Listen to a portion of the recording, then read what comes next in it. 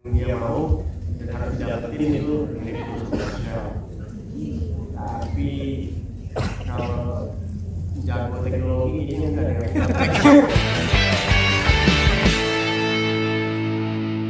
film soal sudah pernah di sini sebagai Nata. Jadi di film 2045 ini aku berperan sebagai seorang hacker. Aku adalah sahabat negara. Setelah itu ada konflik di antara kita. Bingung sih mau ngomong apa aja, aku takut spoiler. Mungkin Om Indra bisa bantuin aku? Jelasin lain tanpa spoiler. Gimana dong?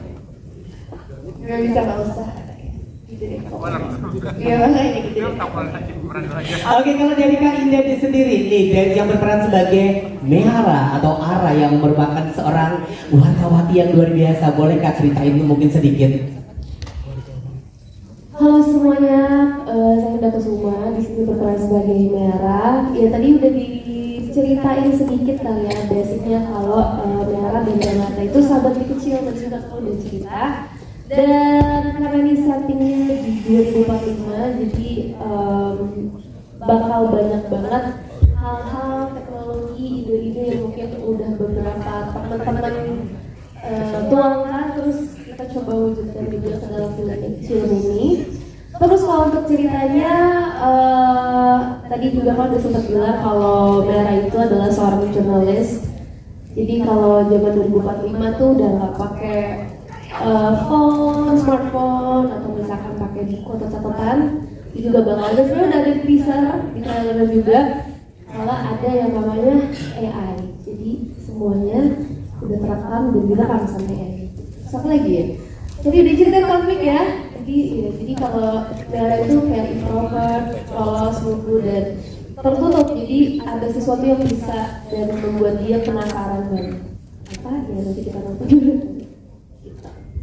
Oke, kalau dari Kak Marshall sendiri nih, seperti apa sih film 2045 Apa Ada Cinta? Kalau menurut aku film 2045 Apa Ada Cinta ini adalah film yang mengajak kalian semua untuk berimajinasi seperti apa sih nanti di masa depan, dan juga kita ingin memberitahu kalian sampai tahun berapapun dan ribu-ribu tahun yang akan datang pun kekuatan cinta pasti akan tetap ada dan cinta akan selalu ada pasti. Sekali lagi tepuk tangan yang meriah. Aduh, tepuk tangan bagian.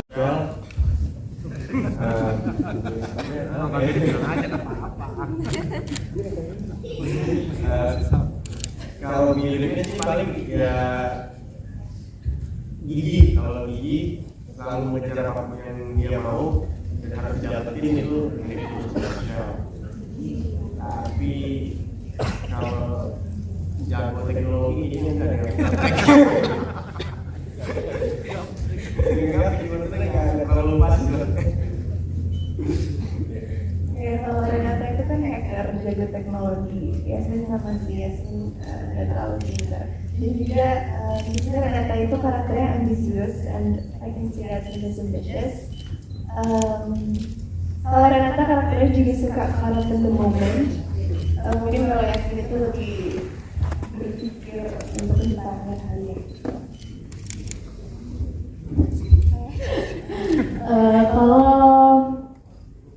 Kalau Indah sama Mehara tuh gimana ya?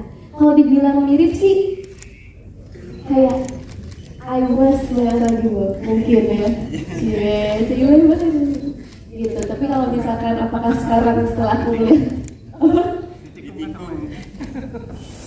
Iya sih. Ya, tapi kalau untuk sifat-sifat keseharian kayaknya aku lebih nggak baper gitu loh. Kalau Mehara tuh anaknya lebih bawa perasaan apa segala macam. Kayak kalau iya enggak gitu. Nah, kalau Mehara tuh lebih banyak mendem sendiri, lebih banyak berseduh-seduh sendiri. Warahmatullahi wabarakatuh. Selamat malam teman-teman semuanya. Terima kasih atas waktunya untuk hadir di acara kita.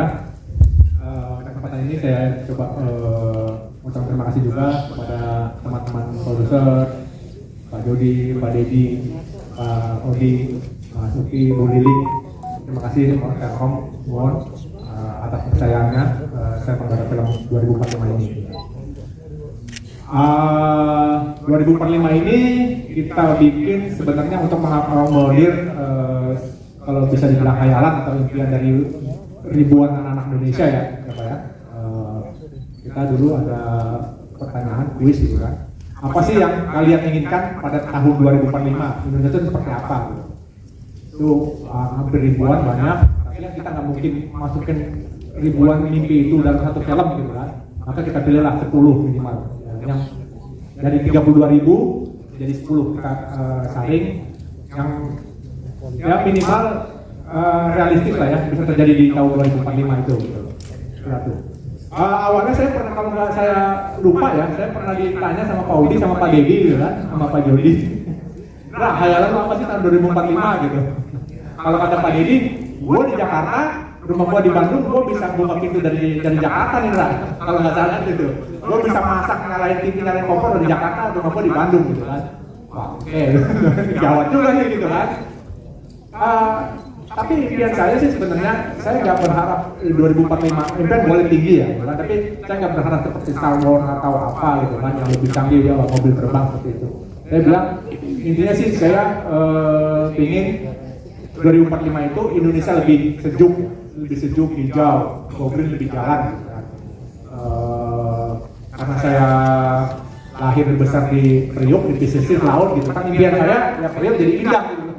Lautnya jadi bersih, jadi sejuk, nggak panas gitu kan. Itu sih yang paling penting. Tapi ada teknologi-teknologi lain yang bisa memudahkan komunikasi kita gitu kan. Ada kontrol udara CO2, salah satunya itu. Kita punya ISIC namanya memori cadangan, memori lebih ya yang bisa menambah kejayaan kita. Gitu. Terus ada polis drone gitu kan. Nanti impian kita tuh impian anak bangsa juga. Itu udah ada lagi tuh polisi kan sudah tertib gitu kan, sudah ada macet segala macam. Gitu. Nah yang paling penting sih sebenarnya kita punya bisa disebut itu AI ya, intelijensi artificial gitu kan. Kita bisa punya teman curhat. Itu mungkin lebih untuk mengatasi suatu saat kita di rumah boring, nggak punya teman curhat, punya teman, makanya kita bermimpi. Enak nggak sih? Kira-kira kalau kita punya teman curhat yang berbentuk hologram, nah nanti teman-teman bisa saksikan deh teman curhat kita dari berbentuk hologram di film 2045. Itu aja sih impian-impiannya mungkin. Ya insya Allah bisa terrealisasi di 2045 gitu kan, ya Pak ya. Alhamdulillah lebih canggih lagi, gitu. Kalau lebih canggih lagi kita ya bagus lah.